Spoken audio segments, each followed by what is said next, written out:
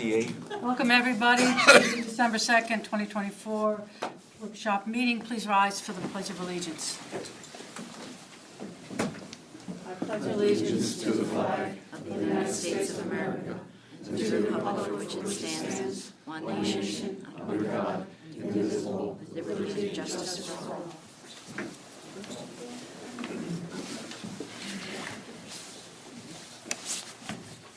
All right. Presentation tonight by Bill Hartman, the Montgomery County County Trail. Sorry. Just jump right in. Yes, sir. Do you mind if I went to the front of the room so I could point to the screen? Go ahead. PowerPoint?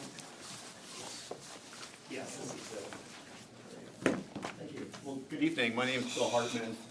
I'm the Trails and Open Space Planning Manager with the Montgomery County Planning Commission, and I'm joined tonight with a colleague and a couple of our professional colleagues and consultants who I will introduce in just a couple of minutes. But tonight I wanted to, we're going to be presenting you with an update on a very important project for the county and an important project for Plymouth and White Marsh Townships called the Cross County Trail Bridge and Extension Project. I'm going to be turning it over to Jack Smythe, one of the two chief engineers on this project who's working for the county in just a few minutes. But before I do that, I just want to present you with more of an overview and some contextual information to give you a sense of the larger project before we get into some of the nitty-gritty. But I will say before we jump into the next slide that this project is the culmination of many years of study and thought about this trail.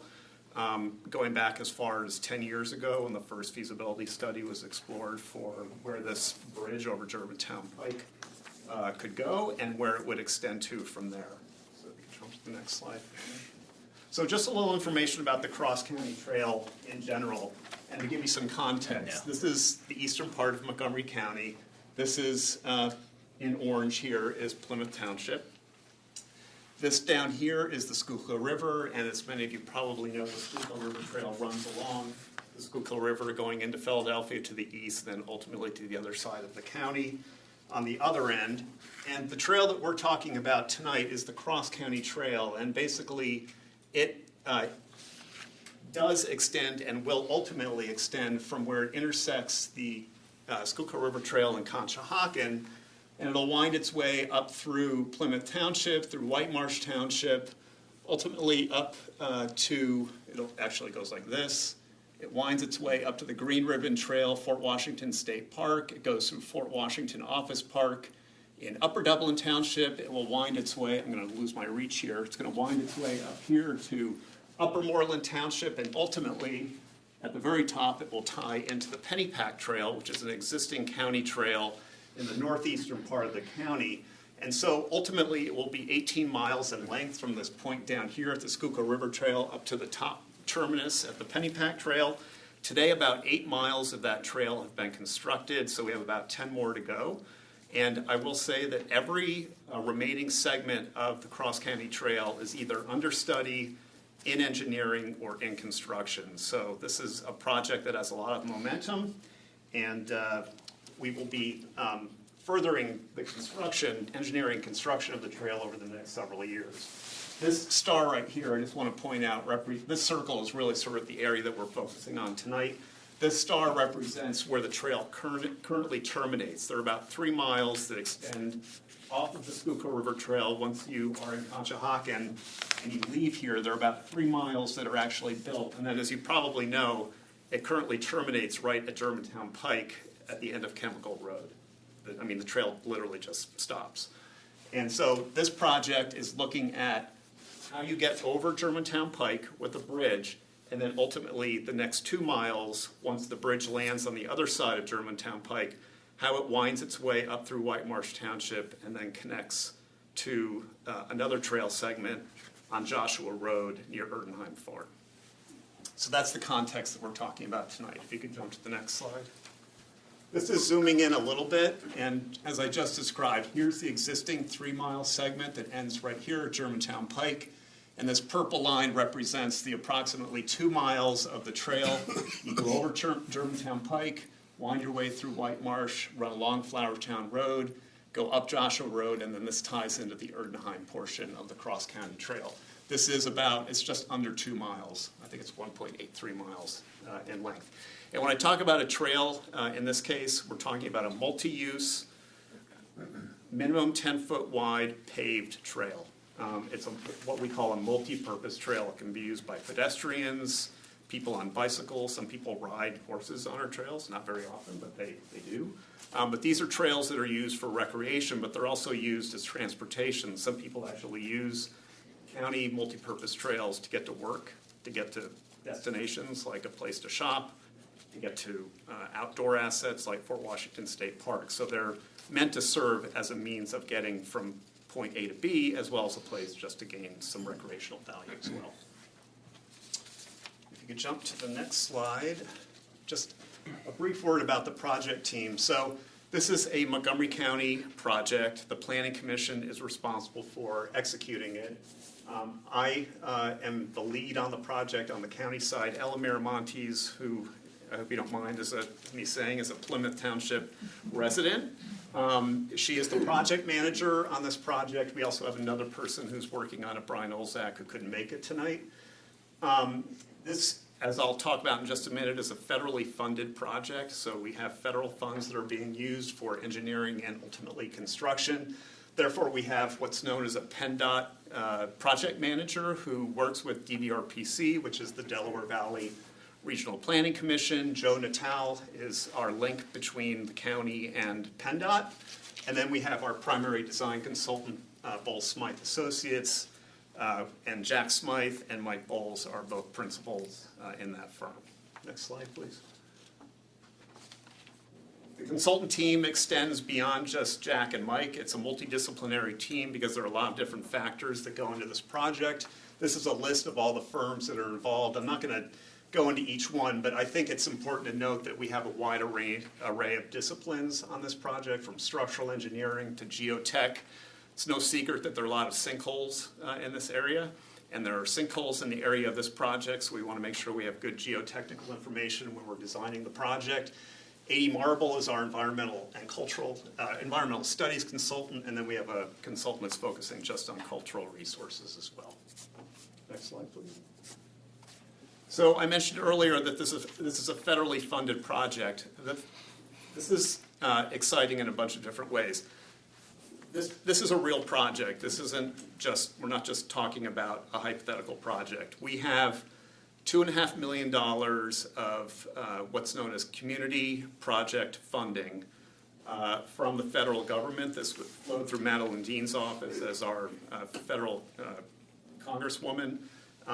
It's more commonly known as an earmark. You might hear that term used at the federal level, but we received $2.5 million in earmark funds that is being matched with just over $600,000 from the county to provide about $3.1 million of funding just for engineering.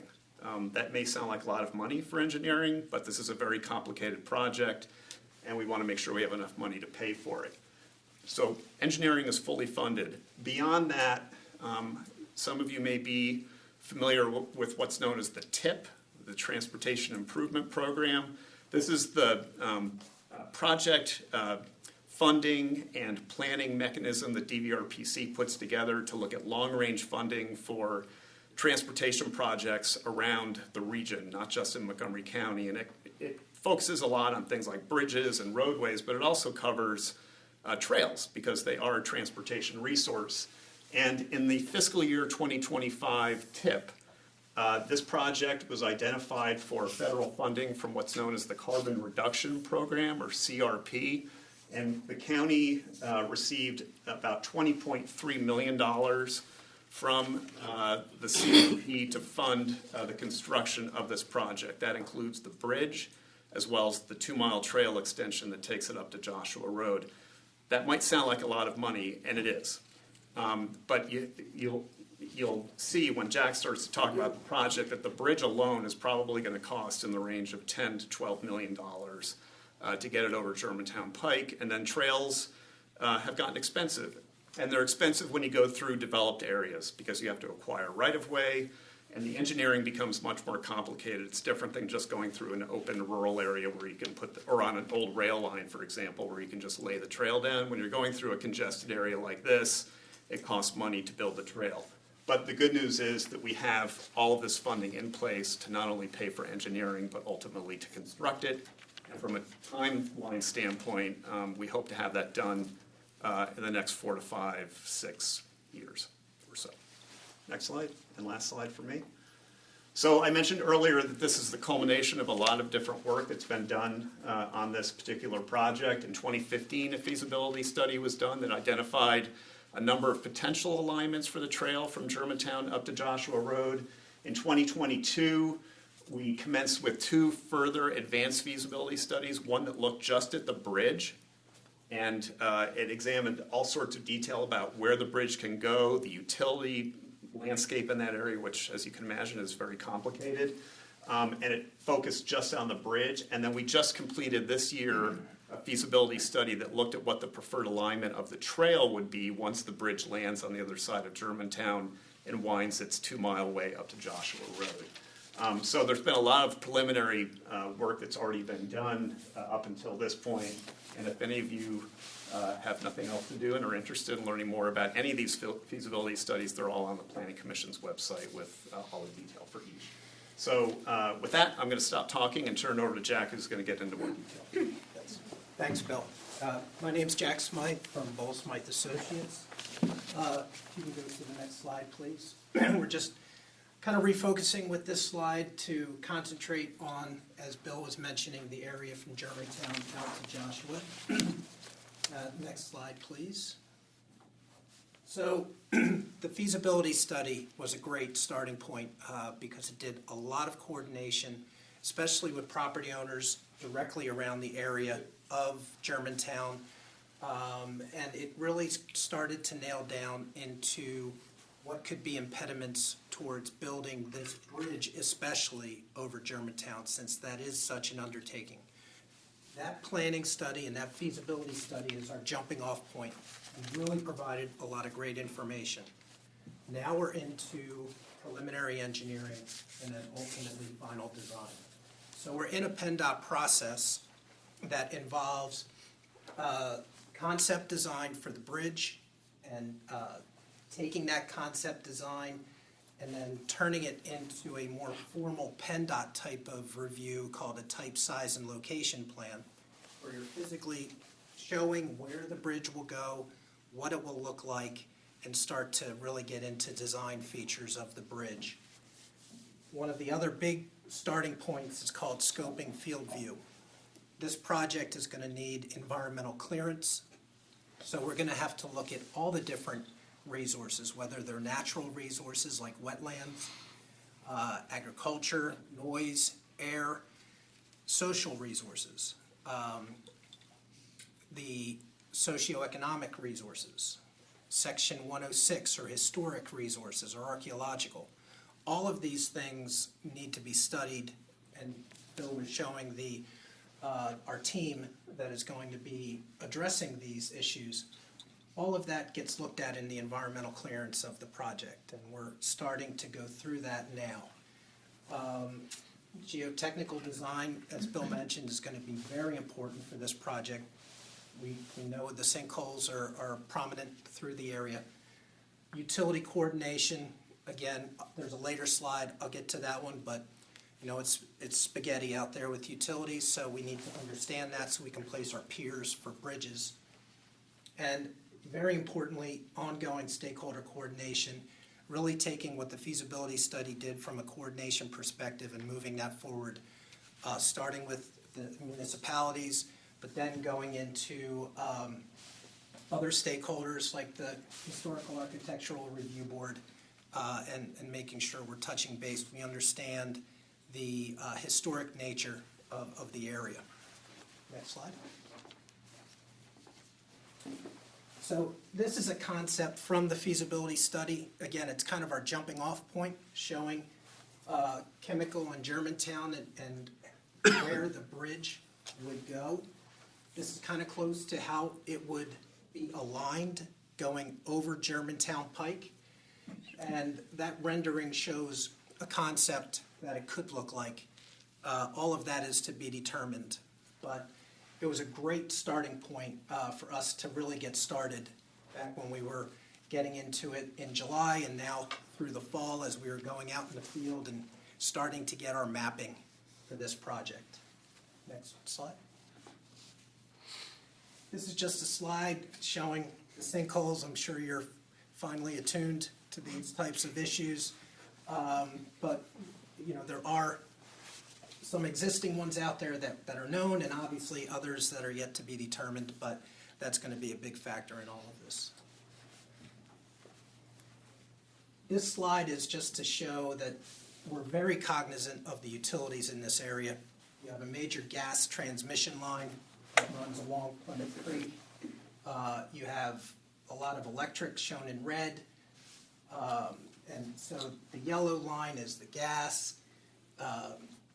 You also have your more normal Pico gas running along Germantown here, red being electric, blue being water, green sanitary. So there's a lot of things going on from a utility perspective. And that is really super important and something that's going to drive our design right from the beginning. The approach that we're going to be taking to this is more of a critical path type of approach. What are the red flags that we're going to find that are going to move us in one direction or away from another one? And once we can identify those things and really concentrate on the bridge as the star of the show for design early, because the rest of the trail, while it's equally important, doesn't have as many complexities as the bridge does. So we're really focusing on the bridge. We got a field survey for the bridge that we recently completed. That's allowing us to really start to take a look at the design of the bridge over Germantown. Next slide. This is just to show something that PennDOT does not want. There was a lot of coordination done with PennDOT in the feasibility study that we're pulling forward. One of them is that the bridge will not be allowed to go over the culvert for Plymouth Creek because they're going to have to do maintenance to that structure. They don't want a structure above that's going to get in the way of any of their future maintenance responsibilities. So, next slide.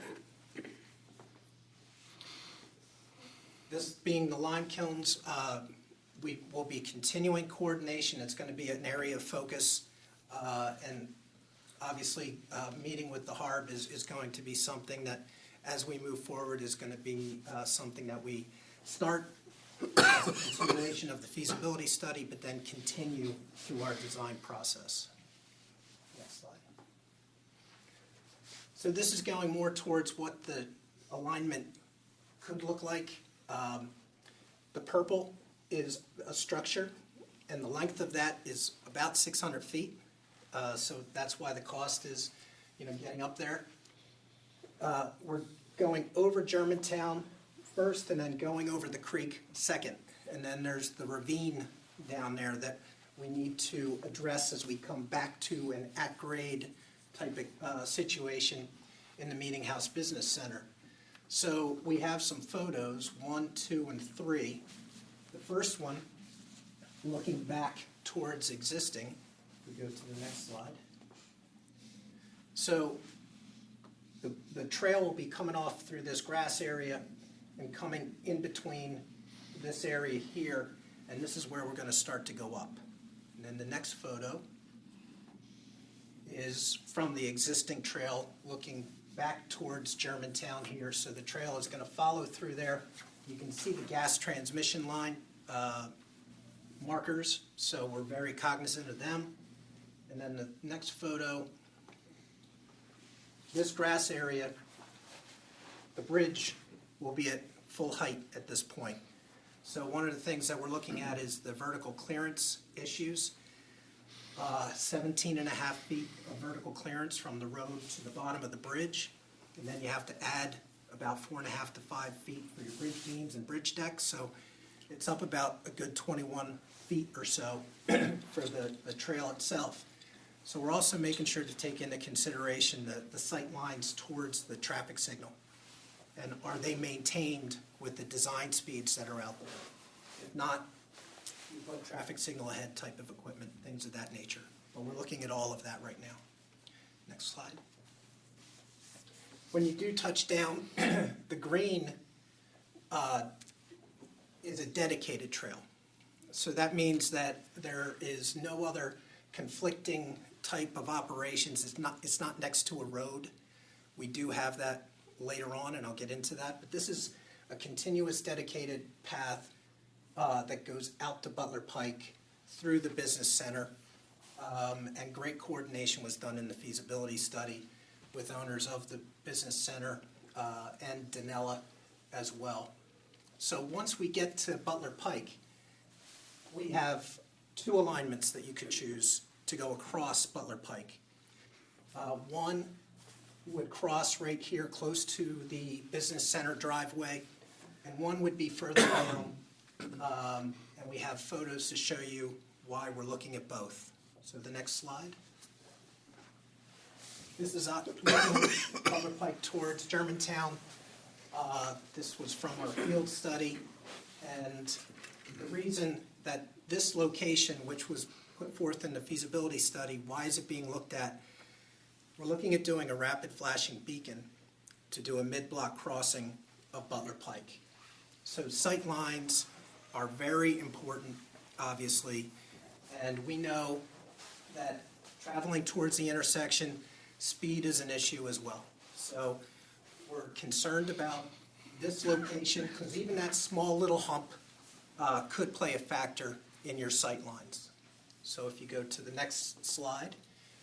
So the dashed line represents an alternative that we're looking at in preliminary engineering to push that mid-block crossing with the rapid flashing beacon further down Butler Pike. There are much better sight lines for this location. This area is where a trailhead would be constructed anyway. So it kind of makes sense to incorporate the two, park and go in either direction from there. And we do have a photo for this one as well. So here is where the crossing would be in that scenario and that alternative. Both of those properties are owned by... Where is that right there? Is that at Danella or? This is the Danella. This is the Danella fence, and then Danella property continues. This is their driveway. Can you go back one? This driveway here, I'll point out on the next photo, if you go to that, is this. So the crossing would be further down. If you count down 1, 2, about 3 utility poles, it's right around there. And it has much better sight lines associated with the crossing in that location. Can I just tell you, at that dogleg intersection of Germantown and Butler, when you're coming from the meeting house and you're going to continue on Butler, those cars, because I do it all the time, they really whip around because you don't have a very long time to cross. And so they're going to be coming on the dogleg, crossing Germantown and making a sharp right turn to continue with the dogleg. And if there are bikes and strollers and stuff crossing there, I don't know, the conflict between vehicles and trail users seems mighty dangerous if you're coming out of the office park there. Yeah, and that's why we're looking to push it down, because to your point, what PennDOT's going to want to see is that the trail users can see and that the drivers can see each other. And it's not just drivers see the trail users, it's trail users see the drivers from both sides of the road.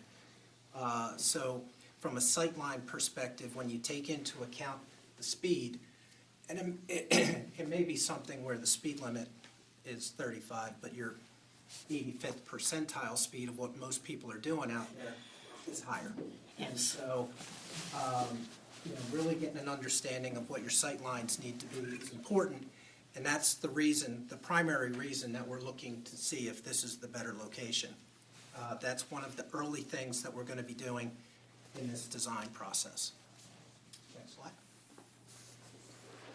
Once you cross Butler, you get into the White Marsh side of the trail. The green, again, means it's a dedicated trail. It's winding its way out to Flower Town. There are a couple local extensions to some neighborhood streets. This here is where we're looking at whether or not it made sense to stay with what the feasibility study had proposed. This is a stormwater basin here, and so the trail would be between the parking lot and the basin. There's some pretty good challenges with that. So there is an existing sanitary utility easement that runs along here, and that might be a better option. It's already cleared, and it's easy to walk through. The challenge is that we have to get back down and around through a railroad corridor to get out to Flower Town Road. But again, this alternative of A or B is something that we're looking at early in the design process to get that set. Next slide. This is where it comes out to Flower Town Road, turns to red. Red means that it's up against a roadway. It's called a side path, so it's not on a dedicated trail. So this would actually push the curb in. There's quite a wide gored out shoulder along that section of Flower Town that would be pushed out to get the trail, a 10-foot trail along this stretch. There is also an independent project being done by White Marsh at Colonial Drive to signalize that intersection. That would allow us to then jump the trail over to the north side or the quarry side at a signalized intersection, which, obviously we'd love to bridge everything, but you can't signalize intersection within crosswalks and keep it safe. So that we get to the north side and follow the quarry. And then next slide. We come around the corner. We don't have to do any crossings in Flower Town and Joshua. We stick to the inside and bring it up to where it's going to cross over into the adjacent section, as Bill mentioned, the Erdenheim Farms section. That'll be done with a traffic signal. PennDOT agreed to allow a traffic signal for that crossing. Next slide. Our project schedule, we're coming to the end, I promise. Preliminary engineering, what we're in right now, would take us through May of 2026. Environmental review during that time as well. There are really two things that we need to do to go through preliminary engineering. One is design-based and one is environmental-based. So we have our environmental clearance that we need to get, and then from a design perspective, we need to get what's called a safety review, where we look at all the different safety and design components of the project and get PennDOT to review and approve that. Public involvement, looking to continue our stakeholder involvement, but also get out to the public with a public open house in the spring and coordinate with everybody to pick a good time and location. But that's something we do want to get further in design, especially with the bridge concepts, to have some kickoff type of concepts for the public as we move forward. But it's going to be a big part of this project. Once preliminary engineering is complete, the next stage, final design, will follow, and any environmental permits that are required. We know we're going to need permits from DEP and the Corps of Engineers in the bridge area. We also need permitting for our construction activities to manage our dirty water, and how are we dealing with all the stormwater. Next slide.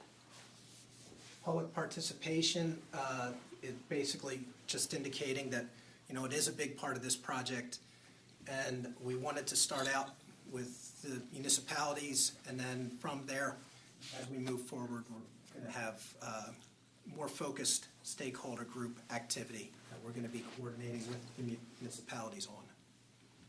Last slide, I think. That's it. So, thank you. If there's any questions, we'll be happy to answer. Has a traffic signal been considered for the Butler Pike crossing? It was, and it'll be looked at. every traffic signal needs to be warranted by PennDOT. There are a series of warrants that you can meet, and it's based off the volume and the projected trail ridership.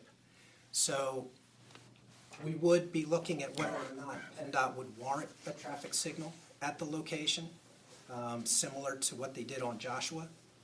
So that will be looked at, but we're assuming for the moment that it's a rapid flashing beacon. With a rapid flashing beacon, it would have an overhead mast arm.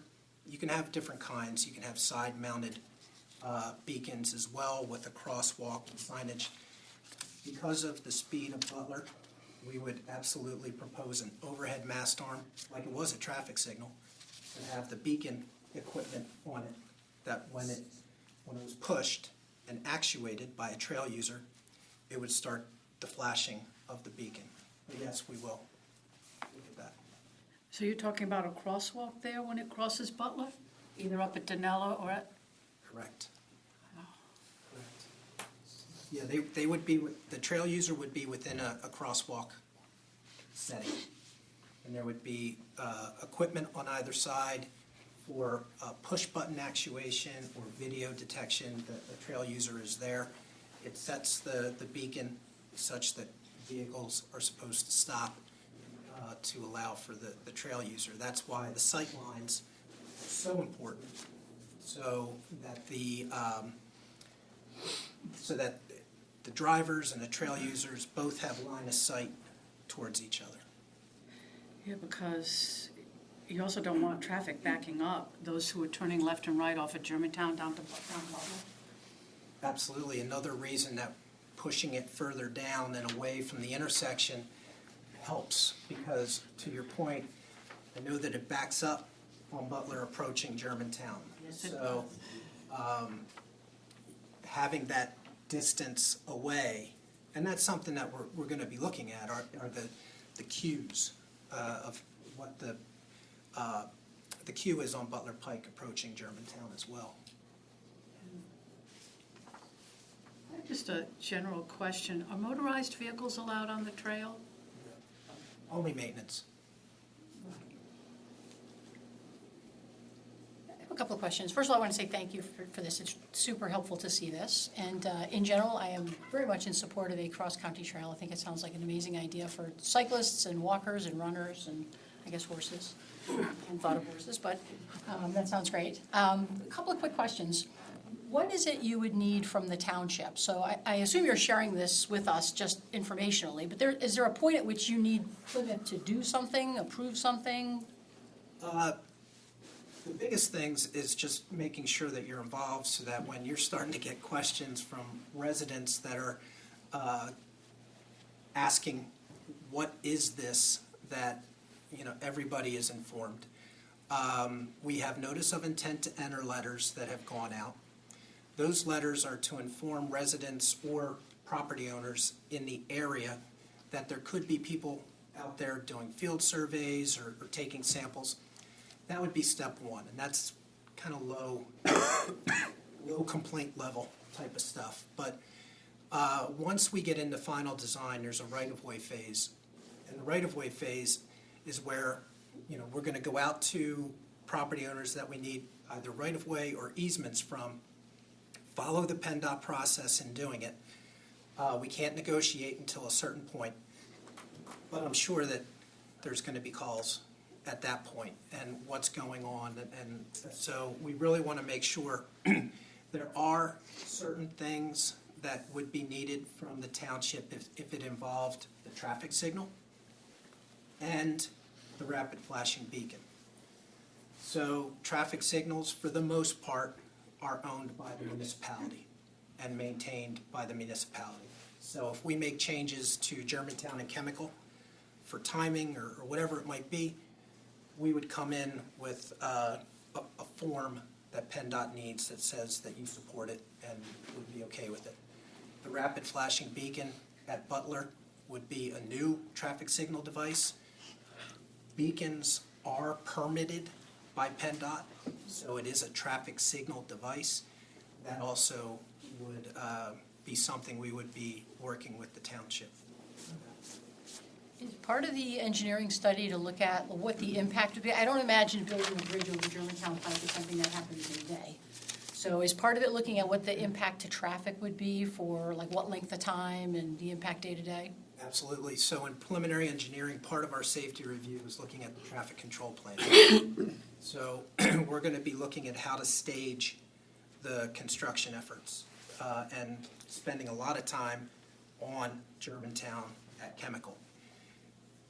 What are the work zones that we can establish for a contractor that make sure that they can get their piers and abutments in first? Then, when they do need to drop the bridge beams, I'll give you an example for the Chester Valley Trail that we did on Henderson Road, over Henderson Road in Upper Marion. We had a weekend detour of Henderson Road for the bridge placement itself. Now, that was more of a prefabricated structure, and they needed time for that. But to your point, yes, well, that's a very big component, and duration of construction time is part of that as well. Once the bridge is in place, who takes responsibility for its care and maintenance? County. We do. It's a county trail and bridge.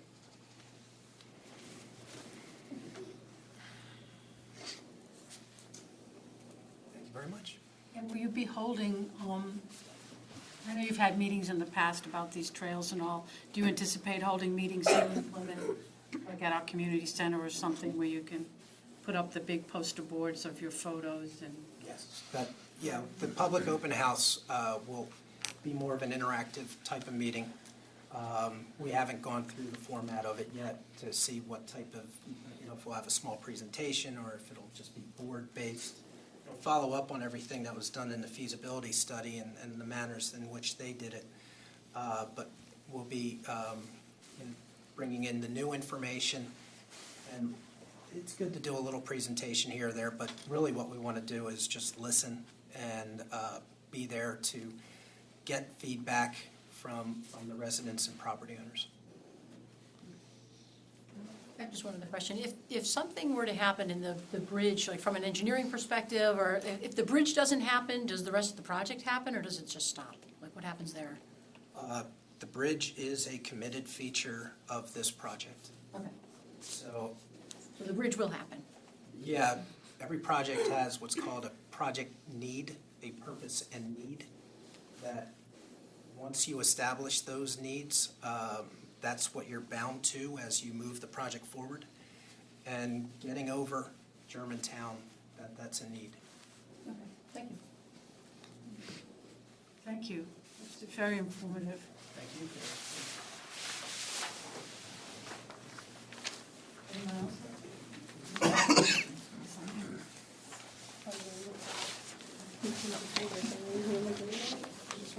This one, right?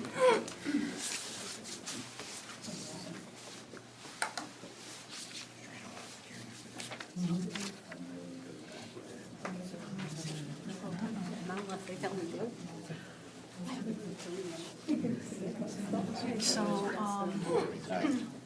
the next presentation will be our Citizens Communication Advisory Committee. I think Dawn's going to lead that. I am going to lead that, thank you.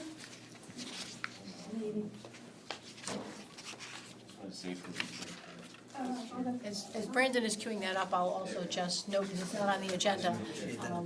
Thank you. Dawn generously offered to present, but we also have other members from the Communication Advisory Committee here who may chime in. Becky is here, Al, Chris, they were all part of the committee as well, and the agreement was, everybody might contribute to the conversation. So just to, So if I say something not right, just be like, stop. no, you'll be awesome. Well, thank you, everybody. Good evening. My name is Dawn Gaffney. I'm a resident here at Plymouth Township in the Black Horse section of the town, and I'm privileged to be a part of this Communication Advisory Committee that was put together with some very convincing council members and things like that. Like, hey, I know you could be a better part of the community if you could help me. So here we all are as that. So, Brandon, we can go to the next one. So, listen, I have a little bit of sense of humor, so I kind of made this a little bit funny, a little bit quick, so we can kind of look through it. But, so our board of directors, what did we do? We had 8 residents from the township that were part of this committee. We had our Greater Plymouth Community Center representation, thank you. Our township manager, Brandon is here as well, and then we had 2 of our council members that were also part of all of us putting together our communications. So, we were on a journey, a 6-month journey, or so we thought. Some of us are staying along for a little bit longer, so it's kind of where we started. So we met in the evenings each month with a common theme, but different ideas, because that's what we needed, that's what brought us together. So we wrote ideas, and we wrote more ideas, and we wrote more ideas, and then we posted them all over the community center in the big room one night to kind of come up with what direction do we want to go, and what is our goal that we need to get to. So we use all of this data to prepare summaries of how to best proceed and create something for our community that is visually appealing, it's both efficient and effective, and how do we make sure we're communicating with everyone in the township.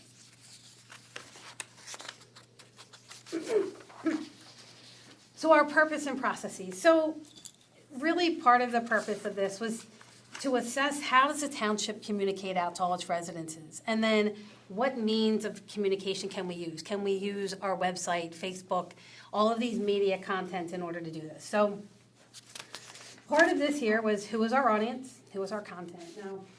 Now, we wanted to kind of look at it and see what was warranted, and our purpose was pretty simple. We just need effective communication. Where do our residents go to find information? Where do they know where to look for trash pickups, events, roads closures, police activity? How and where do we go to pay our sewer bills? This was a topic of many conversations. So we wanted all of this, and we wanted it easily accessible. How do you get it? How do you find it? Where are we going to be? One of the big things we found is that we looked up Plymouth Meeting Township, and it was fantastic. And the first one that comes up is Michigan. And we're like, oh, that might be great, and Michigan might be wonderful, and hopefully there's more snow there than there's going to be here this winter. But it doesn't really help us on where we want to be. So how do we find what drives our internet and, to help us find what we need? Our audience is really here locally. We're not really caring so much about Plymouth Township in Michigan. So we relied on our committee members to bring experiences as well as their opinions on how information regarding the township was being communicated to all members. So I will preface this with, yes, I have our apartment complex in there, and there's a house in there, which is mine. I didn't go down the street taking pictures of houses, so I use my own, so no one can be like, hey, how did you know that person lived in Plymouth? It's just the front of mine, So no one's getting upset. So and then we went and we asked each of our friends and neighbors, what works for you? Like, what do you look at? What website do you use? What internet provider? What internet are you looking at? Do you go to the community center? So we were able to take all of that information and bring it back as a group. And then we also looked at other websites within local townships, Whitpain, White Marsh, Upper Merion, and all of this information helped us to develop a survey.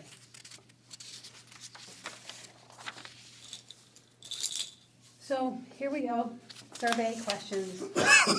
So we developed the survey of questions, and that we believed would give us, create a website that would include everyone. We changed what age groups do we want to focus on. Our frequently asked questions, we went through some of those, the sewers and things like that. We wanted to be able to offer something that you could use on your computer as well as your phone, because everyone's kind of walking around in that phone mode, so can you see it, can you use it on your phone? We wanted to know, how do you currently access that information? Do you want opt-ins? Do you not want any information? Do you want us to leave you alone? What social platforms are you using? And if we take in all this, how can we incorporate that into a new website that everyone can use?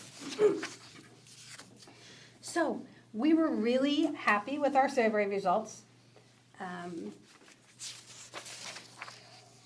This one's a little bit longer. This is my longest slide. So once we get through this, we're almost there. So in total, we received 656 total responses from our survey, which was much higher than what we had thought was going to go out. So we're very happy with our results. Out of that, 65% of those participants completed the entire survey, because there were some open-endeds in there that people probably skipped over. We tried to do a lot of multiple choice, drop downs, try to make it quick. I think the survey in total, if you did it, could take you between 5 and 6 minutes to complete. So we didn't want anyone spending 15 or 20 minutes. We knew we weren't going to get that information out of the website. 79% of the people that completed the survey were residents, and 29% were not. So the question becomes, what do you mean? Who would complete a survey that's a non-resident? We had a lot of people from the Greater Plymouth Community Center that used that come in and said, oh, we'll do a survey for Plymouth. We'll tell you what we like and what we don't like. And it was very interesting to see all of those results. So there are people that are looking for things that travel into Plymouth that cared about what was going to be in our communications. 50% of our respondents were in the 60 to 70 age group, and another 48% were in the 30 to 50. So we captured almost, 98% between 30 and 70. Most people are using the township website and the GPCC website and the Plymouth Township Police Department website. They're the top three that were being utilized across the board.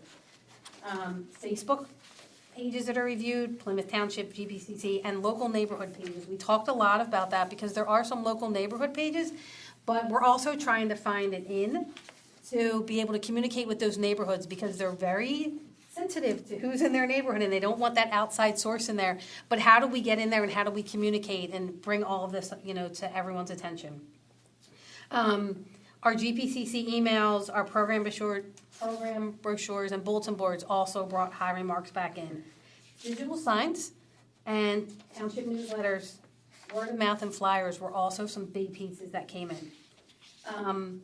There were 5 topics that people wanted to opt in for. Updates from Plymouth Township Police, public safety issues, township road closures, updates regarding trash, and community events.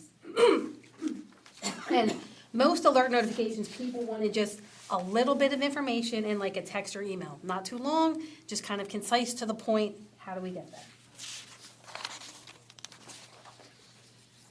So our recommendations really are not only to create a new website, but to utilize the platform to effectively communicate to those in our township. Being deliberate in our methods of communicating keeps our message simple with no confusion. And we want to direct people to our website. This should be the single source of information, so not to get confused with anything else. And we also want to work with our neighborhood to build a better relationship for communications, as well as making all of us a better part of the community. Now, there's a lot of information in these recommendations here, so I'll try to hit on each of them. So if you're looking for a website, and they're most of what our recommendations are, you want something that's easily accessible, something you can find, right? We think it's important to communicate back out our survey results at some point. We asked for people to fill out the survey. We think we owe 656 people an answer about what happened and what came out of it. User-friendly search functions. We found certain websites where they just have a search button and you can put in trash or you can put in voter location and things like that, and it brings you right to that. Something that makes it a little bit simpler. Obviously, working on phones, because that's what everybody's utilizing. You don't see many people walking down the street with their computers. A more modern design and things that take fewer clicks. So we come into this era where, I need to go to trash, but I have to go to this header, and then I have to go over here, and then I have to click on here. We just want to, within like 2 or 3 clicks, get to that information that we're looking for. One of the websites we found had an address lookup, and you could type in your address. It would tell you when your trash pickups were, where you had to go to vote, a lot of things related just to that address, so you didn't have to always remember all of that. Now, again, that might be something that's a little more on the costly side, but if we're going wants and needs, it is something we may want to look at just to see where it takes us. The API connects to apps and back. It's pretty neat for, the crowds that use all of the apps. Most use data on the front page as well as dynamic. We talked about having a picture change maybe every quarter, like what's going on.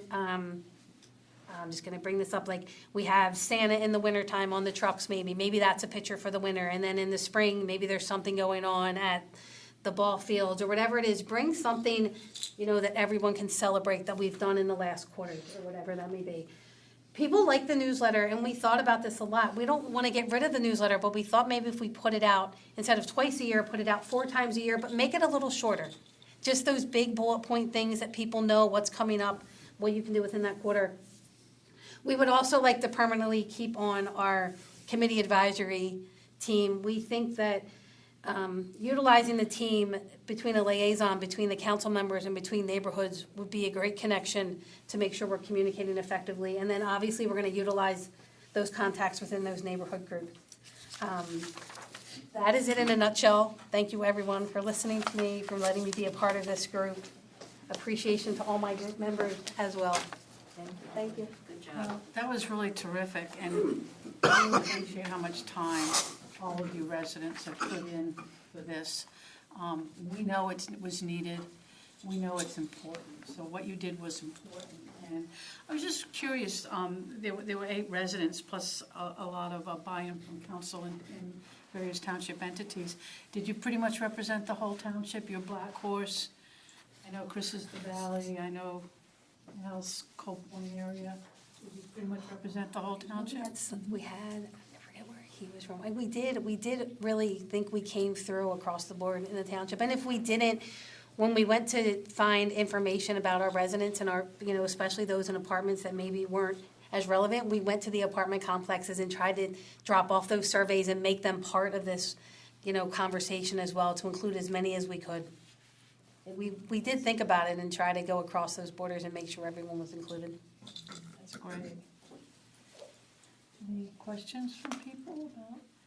So you're saying you want the committee to sort of become a standing committee, or? We do. We said maybe we could meet, between every quarter and come up to those big topics. We feel like sometimes the neighborhoods and the community just kind of get lost. Like if you don't know a council person, you're like, well, who do I talk to? Well, if you're talking to someone within your community or within your little group or neighborhood, maybe we come in and say, these are the biggest things we found over the last couple of months that were issues or whatever it may be. Obviously, things that are bigger, we can send to one of the council and say, hey, we've had this continuous issue. But just to be able to, people, they like it when their voices are heard. Even if it's not exactly what they're looking for, they just know someone is listening. And just, it makes you feel very important and, well respected if you just think someone is listening to you. One of the things the whole process validated is how much people rely on word of mouth. Like, when you want to know something about the township, where do you go? I talk to a friend or a neighbor.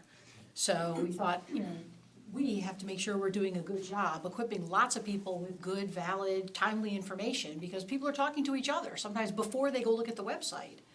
So, as Dawn said, the more we could have advocates inside some of the neighborhood groups, just be finding different ways to make sure that as many people as possible have accurate information and quick access to the website, and the website's easy to use, the better off we'll be. People count, they're talking to each other, so if they have good information, that hurts, not helps. What's the next step for the website? Well, so Is that not a Dawn question? Because she's very excited if that is the case. No. I think that part of it is kind of to take all the findings that we had, come up with a couple of people that can build the websites and say, these are really the wants that we have and these are the needs that we have. And we don't want to throw everything at them, but we do want to kind of throw some of those things that we think would be really effective and that would really make people happy in those categories and say, what are the cost differences? What can we negotiate? What's important? What's not? Look at the other websites. I think one of the local townships just hired a consulting firm to kind of help them through that process as well, and maybe taking a step in that direction and find, what are people looking for as well. The one thing we don't want to come out of this is, create a website, listen to everybody, and they go, it's not appealing or it doesn't have the pictures we want. We're putting all the time and energy into it. We want to make it last for a while. So did you look at other municipalities and find some real wowzer I did. websites? I know Whitpain was one, Upper Marion was one. These are the wow ones? They are. I don't remember. I know we looked at White Marsh. I don't know if they were a WOW one, but I know we looked at them. I personally like the Lower Marion. Lower Marion, sorry. One of the Marion. And we still have some open channels with some vendors that are builders of those websites, so we'll take these findings and propose them to them, and hopefully we can get the ball rolling. Yeah, I know, I finally know how to navigate the township website, but it took years. It took years of effort. Well, forget everything you know. Yeah. New website coming. Hopefully the new one won't take as long to learn. Does anybody else have questions? Questions from other people or from Or anything our to? departments even? Al, what was the third company name that you suggested last, at our last meeting? Well, let me look it I was wondering if it was. up. I can tell Yeah, you you later. can tell me, if we find it. So there are two large players out there, that create municipal websites, but you did mention a third name. And Len's on vacation this week, so he's not here, but I think the next steps are to get the vendors back in, and talk to them and see what they can offer, and, I mean, certainly they can do the Lower Merions and the White Marshes and the Whitpains, because they are the builders, but there's another company that might be good also, and we'll just explore that and get a couple quotes, making sure that anything that we bring back to council will be able to, give us the information that we're looking for. And then choose one of those companies. The website will take at least a year to build, and we're not gonna import anything just over that, might not be current or new or in the right place. We're gonna just start from scratch and do it step by step so that it's, it's accurate and it's easy to find and that kind of a thing. So I think really the next steps is talking to the sales teams and getting some quotes and making sure that they can do what we want it to do. We talked And we'll about bring also- that back to council for some, decision on. Also said that we would reach out to the different townships that have these websites that we were interested in and see how they felt about working with these vendors. And, positive experience, what would you have done differently? What did you think was great? What would you, suggest or give us recommendations? So a couple of people said they knew some people in the IT departments in these different townships. So we want to reach out to them as well. You did a great job, Dawn. Great You did. presentation. And all of you who worked on the committee. That was a lot of work. And I'm pleasantly impressed that so many of our residents responded to the survey. I mean, obviously, we're all craving information, especially when does our trash get picked up and when do I put out recycling if it's on my trash? Yes. Kudos to the group, because the group worked very, very hard to make this like a 3-minute survey. And to really think about what we have to do to make this quick and painless, and to find lots of different ways to get it out there, including putting a box and paper surveys at Pinnacle, and at the community center. The team thought really long and hard about how to make this, the survey itself really accessible. Good. And I really want to thank Dawn and Becky and Al and Chris for being a part of this, but also Phil and Joanna and Brandon and Karen, who were a part of every meeting as well. So we had great representation from the township. We had residents who knocked it out of the park, so. Sounds like a yes. I really want that address lookup feature.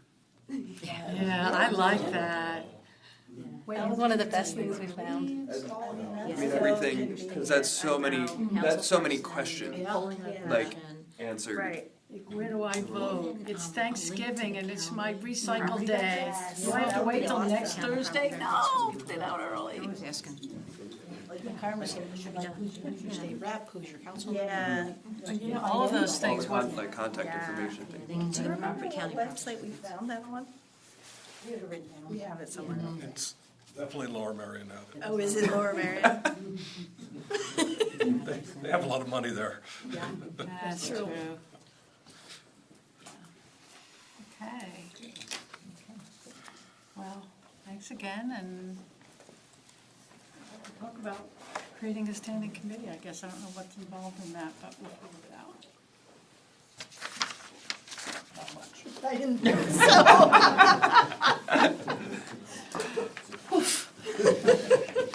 Okay, so everyone, all our guests are welcome to stay, or you can leave while we go through the rest of the workshop. If you're interested, you may say. Yeah, I was gonna say, Chris already knows that you're welcome to leave. He knows the scheme. All the people I'd expect to stay. I know, right? my nose up until like 3 hours ago, and I'm like, I'm not coming back. If you showed it to his class, we should. Thank you. He's playing the first class tomorrow.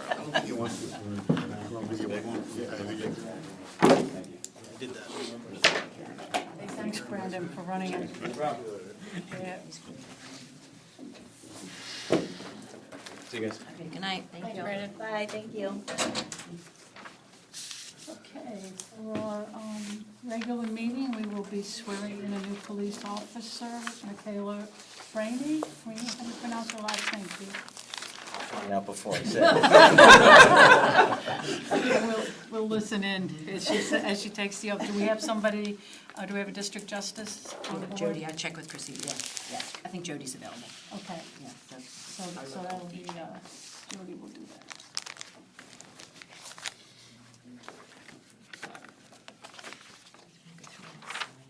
Thanks to different people. All right, Who's gonna talk? we'll make our announcements.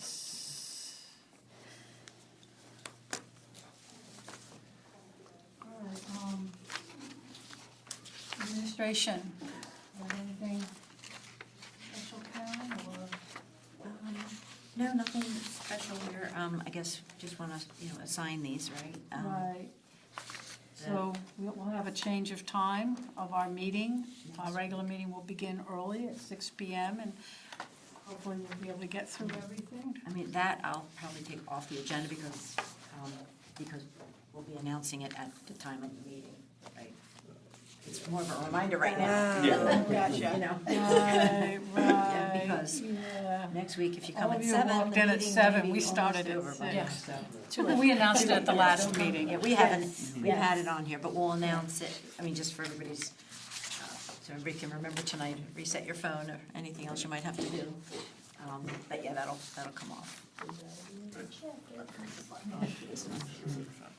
I'm sure all of us are here.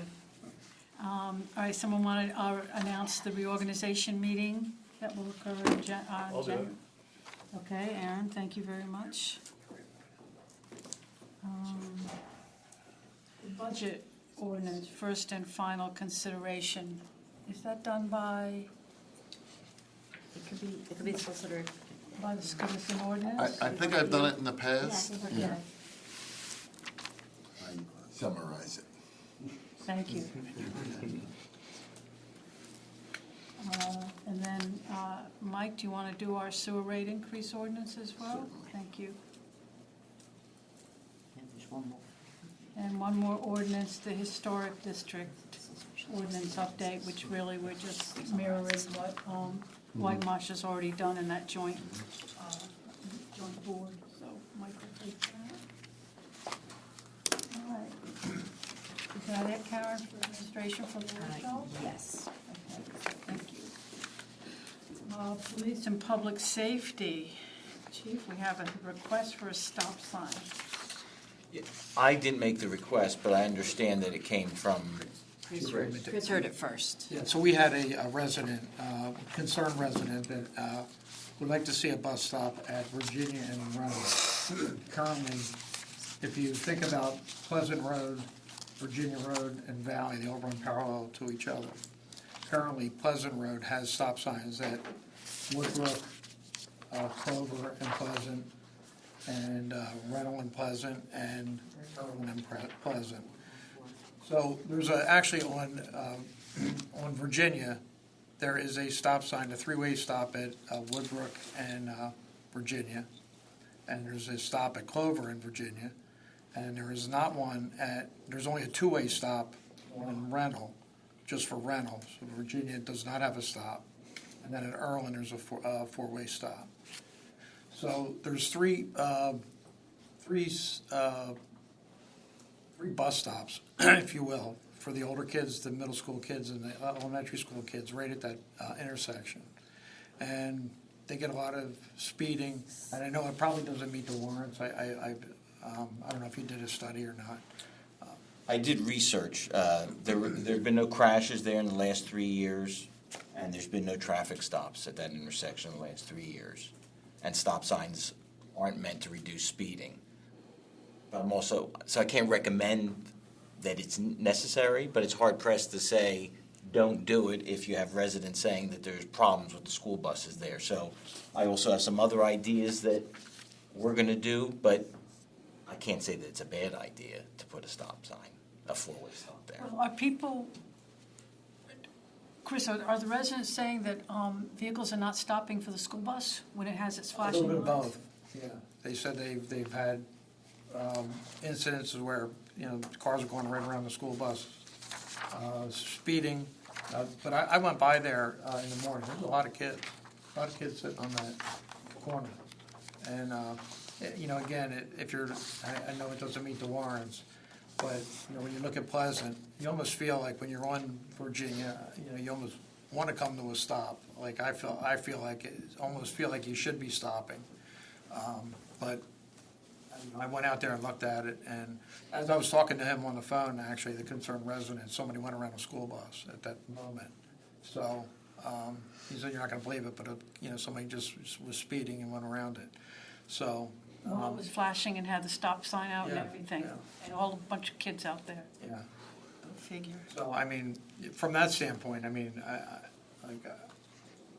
this is somebody's expressing concern about it. Yeah, It no, I probably agree makes with you. sense to I agree. do it. It's only, to put a stop sign up is not for safety. It's not a big deal. There are a couple other things that, I know that there was some talk about bus patrol, which I also brought information prepared to talk about if council's interested. And I started our CPU, and that's the community policing, and our highway unit to reinstitute a program where we have an officer on the bus, we have other officers that follow the bus maybe once or twice a month, where we specifically target bus stops. Just to start getting people even, we shouldn't have to, but to get people used to stopping and to be a zero tolerance for something like that. So there's other things we can do, but this is probably still not a bad idea. But I have been noticing there's been more and more complaints. The school district called me about Cunnytown, that is a bad area anyway, but for the kids on that school stop. So there's a few different things here. Like I said, that was one. The bus patrol is something else that we talked about a while ago, but I got more information. I know the solicitor's office had done a lot of work with bus patrol, and I have that information also. So I'm happy to discuss that if that's something that council is interested in, looking into again. So when you say zero tolerance, if someone passes a stopped school bus with all of its lights and everything, they would get a ticket? Yeah, it would always be something like that. We've never given somebody a break. You have to make a point, but that would be the whole point of this program. And I'd even advertise it and just remind people that we're going to do it, that there's zero tolerance, and I'd be keeping track of something like that so I could tell how effective the program is, how many people we stop, and how many violations there actually are. It's a problem. It's tough because there's so many stops. It's hard to get to, and usually during this time we try and sit at the in the school zones so we can see more people. So all those bus stops out there, we're not manning because we're trying to concentrate, the elementary schools, the middle school. Well, I personally would like drivers to be reminded through their pocketbooks of how serious it is a violation to pass a school bus that's loading and unloading children. Some of them are crossing in front of that school bus to get to their house on the other side. And, I'm grateful that no one's been hurt, but I don't want to wait for that either. No, I agree. Like I said, this is something we're going to start very quickly. We're just in the middle of transitioning our community policing officer, but we're going to do it, and we're going to do it in conjunction with the school, and we're going to keep doing informational blasts on our Facebook. If we let people know and they slow down that way, that's good too. But for those that don't, make sure that, we make. How much is the fine? I don't know offhand. I do know that it's very significant for something like that. And does it include points on your A lot of points. I think it's 4 points for that, which is Oh, wow. pretty serious. Yeah. Well, then I think that's the way to get people to obey the law. I agree. The thing is, You're going to lose your right to drive a car. Yeah, the points are really get you. Yeah. you're right. We're not going to be able to target as many people as you would like to. I mean, we're talking about one officer on one bus a couple times a week, so, but hopefully if we make a point and we get it out there, it will help. And the bus patrol thing was the thing about with the cameras on the bus? It was. Okay. So again, that was just if there was any, I was just told that there was some resurgence of that, and I just had some information if you needed it, if you had questions. Yeah, I mean, I think it's a good idea. How about y'all, the rest of you? So just to go back though, what do we do with the stop sign? I mean, is that If you want it, I can prepare the ordinance, very simple. We've done many I don't of them. see why not. yeah. Well, they're that- I mean, I know that it's not to slow people down, it's not for speeding. But what compels me to say yes is the fact that we have 3 buses that stop a day for 3 levels of schools. So that's, that in and of itself, at least will tell people who are opposing the school bus that it's not just you can't swing out and go around, but you have to stop even if it's facing you. So I think maybe, is everyone in agreement for a stop sign there? Yes? It doesn't seem like there's a downside. Yeah. So we'll get that ready for next month, because obviously it can't be done next week. Thanks, Karen. Right, it'll be done in January. Okay, next, Chief, you have a request? I guess this request, my understanding was anyway, I was going to wait until after council officially passes the budget at the next meeting, and then I would ask, so I could take advantage of the next 2 officers, one of which is in the academy already, but for another department, and I worked out all the logistics of how to pay that department back, and then I talked to the state of how then I could submit that for the grant where we would capitalize on getting 75% of that money back. So it would be just as if I had put them in the academy ourselves. So I worked out all those details. Is that person receiving salary or anything from the other? He is, but that's the responsibility of that township while he's there. He's been their employee, and then if and when he comes to us, then we would assume that responsibility. So we're not paying them back anything? We're not paying, if anything, we're paying the academy cost, like I would anyway, and then I will take advantage of that grant and get that 75% back.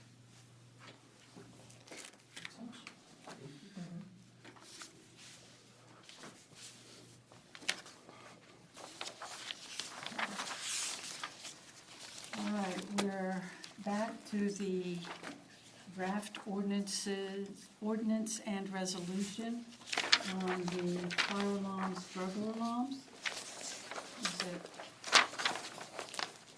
Does the draft meet our goal of not, I think we still didn't separate fire and police. that's the problem. Yeah. Yeah. And the resolution, I'm looking at the resolution specifically. I don't think the ordinance does either. Yeah, that's, I didn't see it in the. That's the main thing. Yeah. If false fire alarms are going to be penalized, whether you're residential or burglar, you have to fix it, because we have volunteer firefighters. False alarms are getting people away from their jobs if they live close enough to respond. It's getting them out of bed in the middle of the night. And I don't think there should be any difference between a resident or a business when we're talking about volunteer firefighters. Unlike with your burglar alarms, the police are 24/7, they're out there all the time, they are patrolling, and they can respond to a residential alarm. If the resident chooses to have it go directly to the police and not to their alarm company. So you should separate them. I mean, it seems like the place to separate them is in the resolution where we're calling out X number of false alarms. Residential, police, there's no fee, there's no false alarm fee Yeah, we'll have to do it in the ordinance. in the ordinance. Okay. If the resolution doesn't carry the same force in effect as the ordinance. Okay. So we'll make the separation in the ordinance, and then the corresponding changes will be made in the resolution. John, John has stuff, we're looking for the That's for dollars of the everybody. fines. That needs to be added to the resolution. My understanding is that's something that was discussed, Lynn would know, in the meeting. The fire company chiefs were also on board. And essentially, the way they had discussed it was just separating, regardless of whether it's a fire alarm or a burglar alarm, just separating business and residential. And it seemed like the fire companies were comfortable with the residential having the lower cost, regardless of what it was, because they didn't want any of them to hesitate to call for any reason, even if something was burning on their stove. If they thought there was a big fine, they might not call, as opposed to the businesses. So the way we had it set up was first, second, and third alarm, there was a warning, and then you can see the difference between the two. With the fourth alarm, it's $300. This also conforms to state law, because I think the last one we had didn't conform to the state crimes code. We had it above what they wanted. In addition to that, for the residential alarms, what I had in the second paragraph, the second sentence, was a fine may be imposed for a fourth or subsequent false alarm. You know, our impression for the police department was we weren't planning on issuing a fine even after the third, unless there was some extenuating circumstance. That's why we left it in there, like somebody refuses to get it fixed or is being irresponsible or something like that. Every day. Something like that, but we have to tell them you have to get it fixed or. But our intention was for residents, because we found out from those town halls, that they weren't calling for burglar alarms, they weren't calling for small problems, because they said, well, I didn't want to get fined, and that defeats the purpose. We're out there all the time, I understand the volunteers aren't, and it's a bigger deal, but, so I think that this answered the concerns, but anyway, it's a starting point. This is what I had designed that we'd be handing out if and when the ordinance is approved, so that people know when they put alarms in what the expectations are. Legally, can we make a distinction between, Mike, between fire and burglar? Yes, I believe you can. I think the one thing that troubles me a little bit is, and we'll take a look at this, is leaving that discretion to may impose a fine may end up giving us problems with somebody questioning why this one business or one resident has had 19 alarms and isn't getting fined. I've had 5 and I'm now getting fined. So that discretion may be something that we want to take another look at, so. I don't disagree. I don't know how else we'd be able to answer the concerns that the emergency services group had. Either it'd be all warnings, which I don't think is a good idea, or maybe we just go with more warnings, or a lower fine instead of 50, but I don't know that $5 or $10 is going to be much of a deterrent. But you know, I get it. That makes sense. Somebody could say, favoritism. And we may want to put something in there that kind of lays out the parameters by which that discretion will be exercised. Like you're saying, if it's habitual because they have a faulty system that they refuse to get fixed, you know, that may be one thing, but that's something we can take a look at. And this does reset every year, so even if someone is habitual, they get a fresh start in January, so it's not something that will follow somebody forever.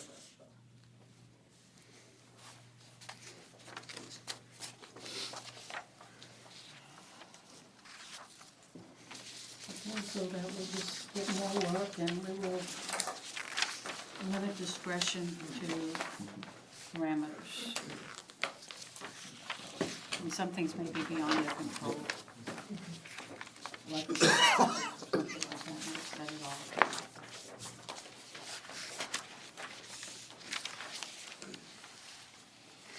March will be on Thanksgiving. Inspectors, so.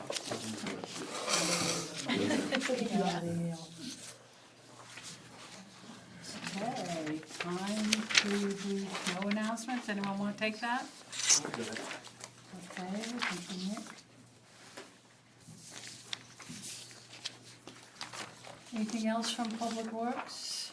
There is no, no. Thanks for all the work on this stop sign too, Chris.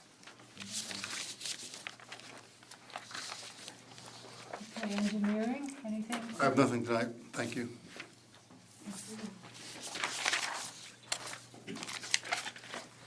Move on to subdivision and development, 201 Plymouth Road, that would be you, Lynn, right? Yes.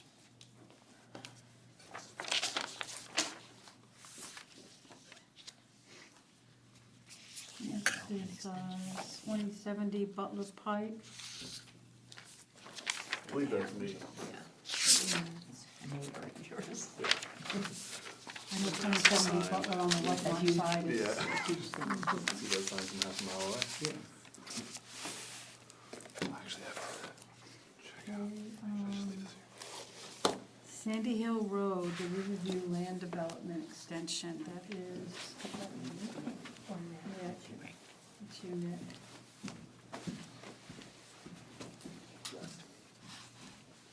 And everything else is Aaron Nelson.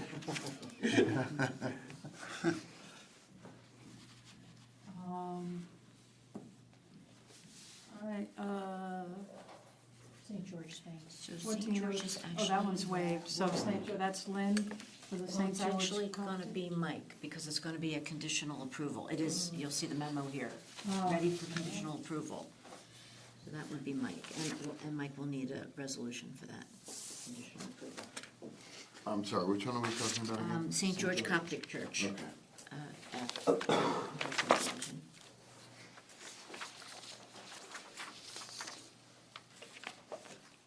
They are asking for two waivers. One is from the requirement of installing a 5-foot wide sidewalk along Jolly Road. There's a current 4-foot sidewalk. This is, this- And does that match the other sidewalks on that side of Jolly? yes, because they're all residential. Yes. They're all residential. Yeah, they're all residential. And also they're asking for relief from the requirement of removing and replacing the curbing along Jolly Road. And I didn't go out there in person, but I looked at it, at a Google Earth. Is that always current?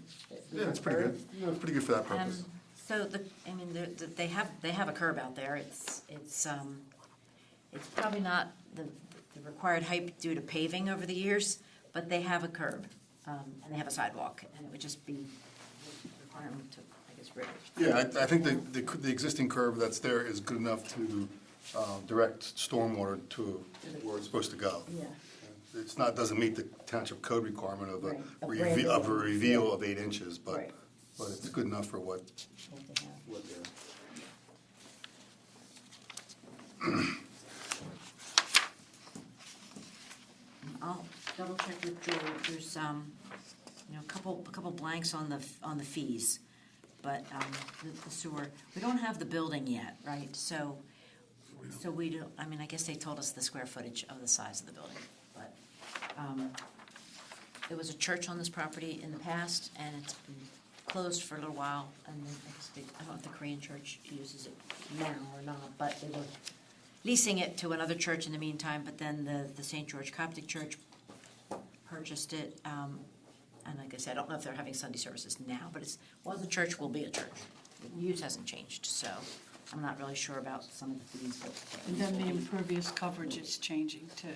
That will be, yes, and they've been to the zoning board for that. And they already approved that? Oh, yes. Okay. Yeah, that's why this is still proceeding along. They have the zoning relief they need. Okay. Resolution. Next, under escrow releases, we have a solicitor question. Yeah, so, were you involved at all at the Plymouth Town Apartment? Yeah, Tim went out. Yeah. So, well, we have this letter here from Tim.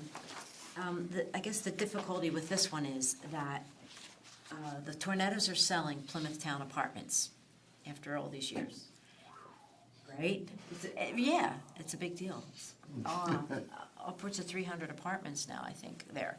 And they generally hold their real estate, but they are selling. And because they're selling, they want to get out, they want to close things out. You know, they want to have a clean transfer of the title. Two of the things that Tim says on this letter here remain open, to get final as-built of the stormwater infrastructure, and make sure that the monuments or pins are set on the corners. And also to get a notice of termination from their NPDES permit. Two things that Tim says together, he would put a value of $25,000 would be appropriate to meet that obligation. I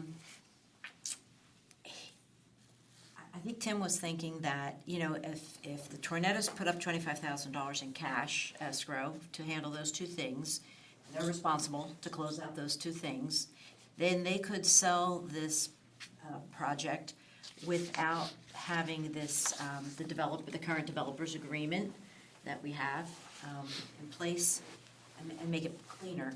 But Alex, when I talked to Alex, Mike, he was not comfortable with that.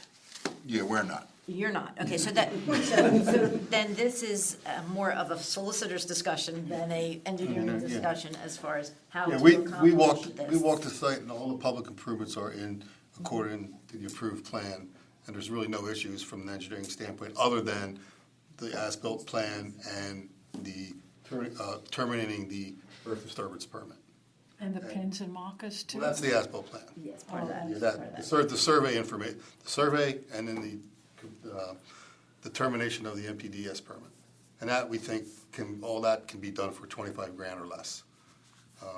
And we think that, but we're not comfortable closing out the project, because if it can't be done for $25,000 or less, or if they never deliver the as-built, or they never do what they're supposed to do, we're kind of left with no recourse at that point in time. There's no one for us to go after. And I know the Tornettos Alex mentioned to me that the Tornettos have said, well, they'll be personally liable, but that doesn't do us a lot of good. That, you know, the reason you want letters of credit and the reason you want cash escrow is you get your money, you don't get a fight.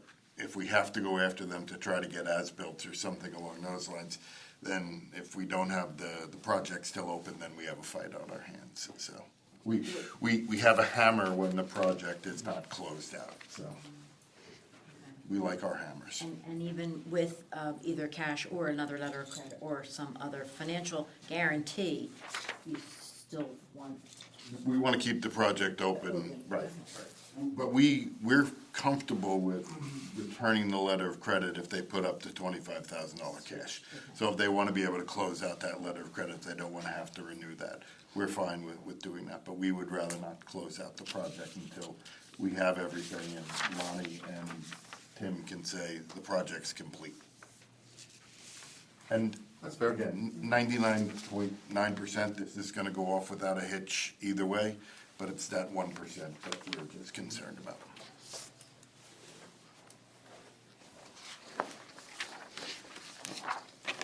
So, as far as them requesting, let's see, as far as them requesting this release, $391,718,000, what should we do next week, if anything? Let's see, that's, that's. We still, as of now, we still have the letter of credit, correct? Yes. So the escrow release is just for what's already been done, right, Lonnie? Yes. Yeah, so I don't have a problem with the escrow release. But we're not closing out the project and we're not releasing the letter of credit. We can work that out with them moving forward. So we're gonna release the money and release the letter of No, credit. we're gonna hold on to the letter of credit until we get. Exchange of cash. Right, until we Well, get, we have cash, right. until we get $25,000 from them. And get an agreement that we can hold that $25,000 until the project is done. So you're thinking of a new agreement? I'm just trying to get this logistically. Yeah, I don't know if it would need to be a new agreement. Because we release everything and there's nothing left to finish, then they're done. But we have the letter of credit. You're saying. Yeah, but if there's we nothing release it, left then you in wouldn't it. really be releasing it. If you're, if, You're releasing cash escrow to them, or you're releasing the letter of credit to them, the full amount? it's Oh, down to okay. zero. Okay. It's Okay. down to No, zero. No, we should not be doing that until we have another agreement with them, an different- understanding on how we're gonna do Another this. agreement. Yep. Okay. Yep. So take this off the agenda Well, and redo it. Maybe we can get it done by Monday. I don't think so, but maybe we can. Okay. Let's see if If they're you have another agreement by agreeable. Monday, we'll be. You don't. Something. Yep. Okay, all right, So I'll let them know. Nick will take it. If it's on the agenda. If If it's on the agenda. Okay.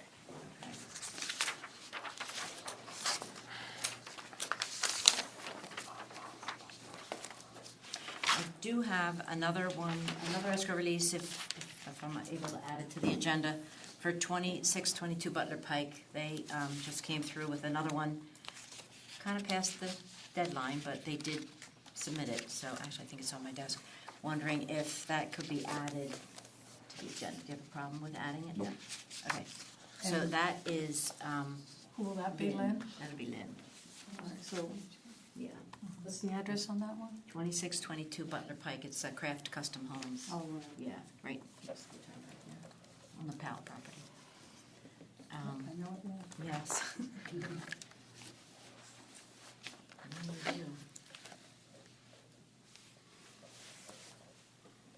All right, is there anything else under subdivision land review? No. We may be getting an extension request from Royal Farms. They're already conditionally approved. They would be under the, like, not, under 5.1, like, not yet recorded. And that's Neil Stein, and Joel was gonna be contacting him, so that's another extension. They've conditionally approved project, but not recorded. I actually ran into their engineer over the weekend, and he said that they've made some progress with PennDOT, and they're going to start moving that project forward again. They've been waiting felt stalled for quite a while, but they do have progress with their PennDOT permits. Is there a deadline in this, or no? So what it will, Neil's letter will say, please extend the project until a certain date, and then he'll agree to pay the fees and assessments that will be in effect at the time of recording. And what's the current date, expiration? Is it before our next meeting? It's about 2 weeks past. It's the end of November.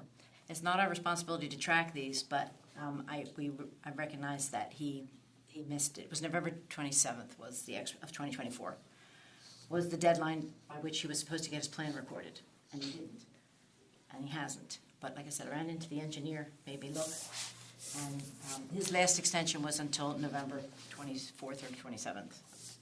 So they just missed it, but I think he would give him an extension without making him start his whole process over.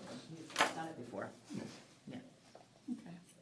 But if I get that letter from Neil, which I'm sure once he realizes he missed his deadline, that he will send us a letter very promptly. I'd be shocked if he didn't, because the project is still alive, according to the engineer. So, I'm gonna add that. That's Royal Farms. That would be Nick. Yep. Okay, if we get it, we can get it all added in here.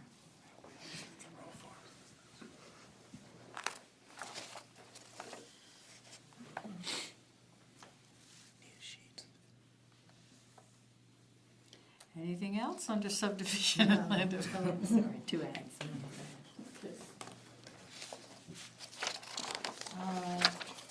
Code enforcement. I have nothing. Right. Okay.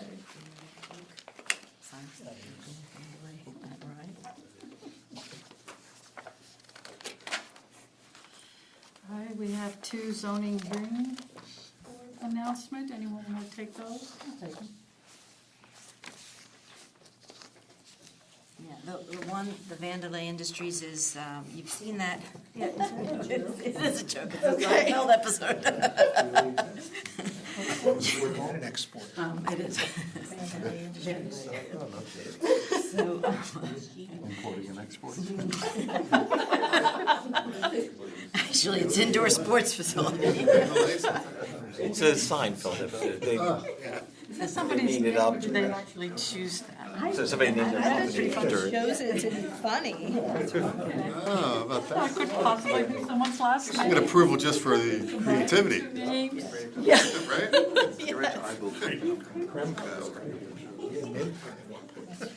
Okay. Yeah, it did turn it thing. But they were I'm gonna go back Lynn and can check. read Vandalay with a straight face. They, They actually came into council about a year ago and made a presentation about, it's a parking variance that they're looking for an indoor sports training facility. And I'm sure they've done all their research and marketing, and they wouldn't build such a facility without the number of parking spaces that they need, but, I don't, zoning board can handle that one, but it's up to you. And Mr. Karmanski, if you look, he's going to be giving Dave a better plan for the zoning board, because his plan is handwritten, and it's not too good.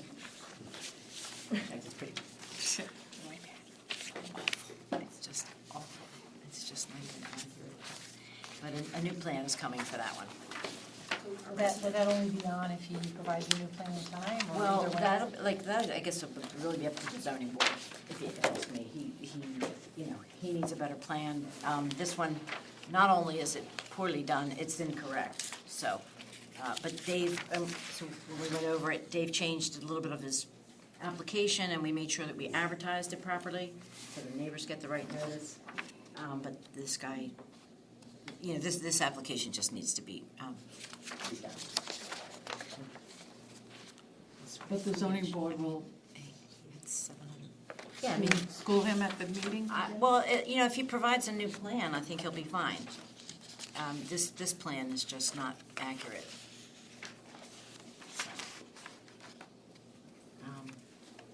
He needs, his impervious limit is about 48%, where I think 35% is allowed. So we'll read it either way, and it'll be up to the hearing board I think to ask him for. they'll get a better plan before, he's in front of them. Dave's already, Joel's asked him for it, and then, as long as, the zoning board can, look at a better plan, I think they'll be fine. But, I mean, it is a lot of impervious, of course, it then depends on what his neighbors say and everybody else. Okay. All right. Parks and Recreation, Phil. Have our announcements and a reminder that tree lighting is Wednesday night, 6 o'clock. It's going to be cold, dry and cold. We'll be bitter cold. Well, we like it that way for trees. Gloves and hats. Everything's set up, thanks to Rick. We're ready to go. So. That's Rick. Trees decorated, is it? Yeah, the lights are on? He's looking Red, good. white, there. no tree. All right, Read those upcoming events. Oh, I can do it. You want to do that, Kristen? Okay. Nothing under planning.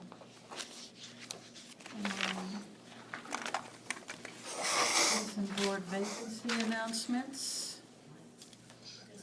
I can do that.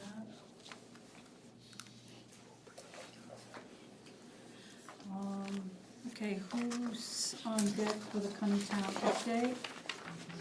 Sorry, did you just say he was going to repeat this? Oh, I said I would. You would, I'm sorry, I was talking. Sorry, Karen. Rick was just talking about that grant possibility, but I just said that's good. Oh. We can't add it. We cannot add that grant, sorry. Yeah, who's going to do Cunningham? He's gonna do, and then I think on Cunningham update, should we also, Karen, add on this section where we talk about the Conshohocken cab? That, should we advise people about there is a stop, or is that future stop at 400, is it 400 Elm Street? That's on the list. Well, if the apartment building's open yet, but that is a stop on the Country Cab route. What is? The brand-new high-rise apartment building that's touching Plymouth Township at the very tiny corner of it. So anybody's allowed to ride the cab, and they can't add any more stops. That's a tri-party agreement between the Greater Valley Forge TMA and Conshohocken and Transnet. And that agreement doesn't expire till the end of December 2025. It already makes 2 stops in Plymouth Township, at the Plymouth Garden Apartments, at the Plymouth Park Apartments, and it will pick up our residents that live there, and it will take them up to the grocery store at the White Marsh Shopping Center, the Giant. That's a stop, along with, I guess, the Marshall Lee Towers, where you have some elderly folks, and a number of restaurants and other stops, the train station, large apartment buildings. They mostly started this because there was no grocery store in Conshohocken. Yeah, but I hear that no one uses it to go to the grocery store. Well, yeah, I don't know, I heard it's been great. People Yeah, are people using it. use They it need to to get go to to the the train station, restaurants. the restaurants. They even have a night run that they make Wednesdays through Saturday or something. They have, they have a daytime schedule and a nighttime schedule. So are we saying it's off the table, or it's not, or It it's is- off the table? It's off the until- table. It's off the table. That agreement is set in stone. Like, that agreement is set. Well, it says that it expires 2025, though. It does. Well, December 2025. Yeah, a whole nother year. Another year. Not even. Well, another year, then we But can also, revisit that conversation. Conshohocken is paying out of pocket. So Conshohocken's paying for that, so they're not really probably interested in adding Adding another stops in stop. Plymouth Township. Unless we wanted to. Unless you wanted to pay for that. Yeah. Unless I we mean- wanted to pay, and we don't know, how many people would it, they can walk down to 400 Elm Street. get on. Which is right there. It's part of 400. I know, and they're West Elm saying is that touching street's Plymouth. not safe to walk on. Yeah. Like, that's the whole point, is they want it to come all the way into Cuttingtown. Well, Onto the other it side won't. of the bridge. It won't. It's a country cab. It's a country And cab. they said if you It's add a too country many. cab that goes to White Marsh and Plymouth already. Yeah, but I asked. But it and- goes to high populated areas like apartment complexes. And it's not gonna stop in front of somebody's house, to take them. So where's it gonna? Even if And it I were to asked. stop at the little. I know, Cornetto. it feels a little like every time we have a conversation about this stuff, all we want to do is say no. I didn't say no. Oh, I know, I'm just saying, maybe we can talk about it again when their agreement is up in 2025 of December. You could try. They said if you add too many stops, it will take too long to make the circle. Yeah, it's one more stop we're talking about. Yeah, Chris, I'm just telling you what they told me. I'm just saying, everybody just wants to say no. And it is right where a bunch of other stops are. Well, I think, I think on the positive side, what we should say at the meeting It's is, unlikely we will add another stop in Plymouth this was Township. an idea that you had, which is great. Like, we looked at something. We might not always get the answer that we hope or they hope for, but I think on the positive side, we could say, we had this idea, we did some investigation. It looks like they can't add stops, but we'll revisit it in 2025. And in the meantime, just so you know, they do stop here. And there were people that in one of the meetings said, there are people in Cunnytown that don't have cars that walk to grocery stores. So maybe this is a reasonable option, like walk to where the bus stop is now, and you can at least get to a grocery store. That sounds better to me than trying to walk to one. Right. So if we provide a little bit of information, maybe just to say, like, this is available, if it helps you now, great, and we'll revisit it in 2025, but at least we've looked. We're trying. And I agree, Kristen, it's a little unfortunate that we can't say, like, it's a flat-out win, that, like, they've added a stop, but, I mean, at least we're And then looking, maybe we're trying. say it's a no right now because we're in the current agreement, and we're not getting into the current Right. agreement. Yeah, we can't change it. They can't current change We it. agreement. can't make Crunchy add one when they negotiate a new agreement, but we can reach out to them. We can reach out to them. September, as we know this October, when renews, it's- And Yeah. see if it's open for discussion again. In the meantime, hop on, where there's an existing stop, if that does help you get to a grocery store in Plymouth or White Marsh. I mean, it's a heck of a walk. And it is right, but I think we should, in the update, not only indicate that there are already stops at Plymouth Garden and Plymouth Park Apartments, But also the but closest there's stop also to one them. right on the border of Plymouth, in Yeah. fact, which is 400 Elm Street. And part of 400 Elm Street is in Plymouth Township, so just so people know Oh, that. I also was under the impression that Conshohocken restaurants also paid money for Well, they this. may have. I know that I was told the borough paid $200,000 for this.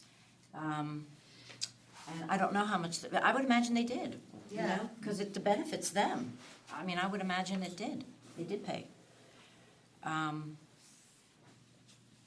Yeah, that's what I was told. If too many stops means longer wait times for the cab, there is an app that you can put on your phone and see exactly where the cab is, and so you could kind of estimate, did they just leave or are they coming in 10 minutes, You can take a folded-up stroller on board if you have a child that you want, with you, and of course, service animals are allowed, but not pets. But not pets. Yeah, it's not pet-friendly, but it is, of course, for service animals. What's that? I pretty much assumed that was gonna be a no. Yeah, they say couldn't. Most public transportation.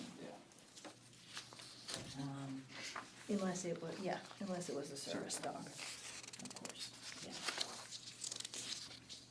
So that was the research I did. Thank you for doing that. Sure, you're welcome. Yeah, Maureen Farrell came to see me, and then afterwards she did ask if we wanted to join the GBF TMA. So, anyway. All right.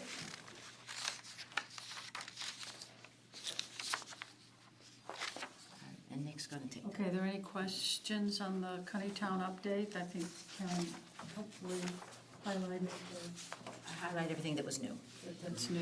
and put it at the top of each section. Should we just reflect so they don't think that we haven't acted on the things that they shared in our walk? Yeah, we found that. Yeah. Maybe we could say. Well, I don't know any of it because I Yeah. wasn't with you, so. But maybe we whatever could that say, happens. we're working on, finalizing the list and sorting through it, because we haven't forgotten about it. It's not here, because we haven't shared the list with Karen. Right. But maybe we should at least reflect that we're working on that. We haven't forgotten it. Yeah. Okay, And I'll- I'm grateful I gotta for get their that list participation in the walkthrough, and we will. Maybe if we can get that list finalized, then just send it Okay, to I'll Karen. circulate And it. just, so that way our update can be, we finalize the list from our walkthrough at the town hall, it's been distributed. And I'm separating the list sort of into departments, like what would be police, what would be code enforcement, what would be public works. That's great. So we could all add to it the same way. Yeah. Yeah. So I'll get that circulated in the next day or so. Sounds good? And then we can say we've got that Starting together. It'll just be, that's been distributed to Karen and the respective department heads, so they can get started on it. That's great.